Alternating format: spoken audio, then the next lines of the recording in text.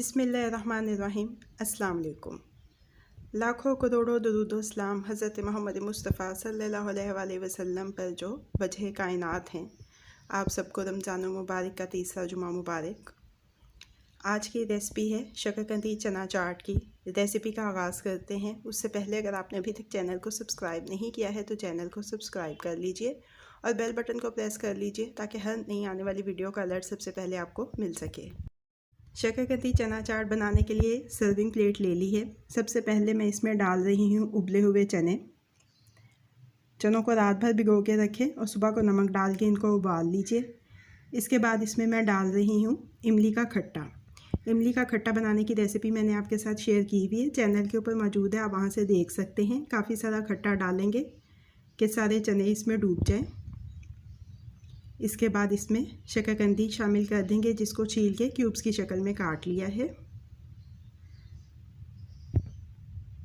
इसके ऊपर घर का जमा हुआ मीठा और गाढ़ा दही जिसकी रेसिपी मैंने आपके साथ शेयर की हुई है। इसके बाद इसके ऊपर डालेंगे खुबानी की मीठी चटनी। रेसिपी आपके साथ शेयर की हुई है, चैनल के ऊपर मौजूद है।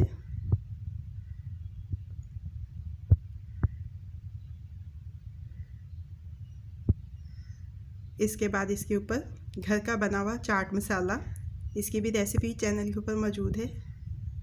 इसके बाद थोड़ी सी हरी चटनी डालेंगे, रेसिपी आपको चैनल पे मिल जाएगी। इसके बाद प्याज स्लाइसिस में कटा हुआ,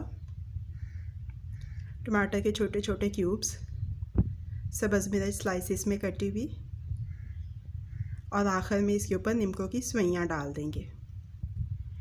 तो हमारी चटपटी मज़ेदार सी शकरकंदी चना चाट तैयार है। अब ये रेडी टू सर्व है।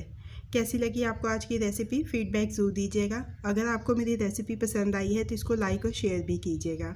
मज़ीद झटपट बन जाने वाली मज़ेदार रेसिपीज़ जानने के लिए मेरे चैनल को देखते रहिए। अल्लाह पाक आपके दिलों को, घरों को, दस्तरखानों को हमेशा आबाद रखे। ये अमान अल्लाह।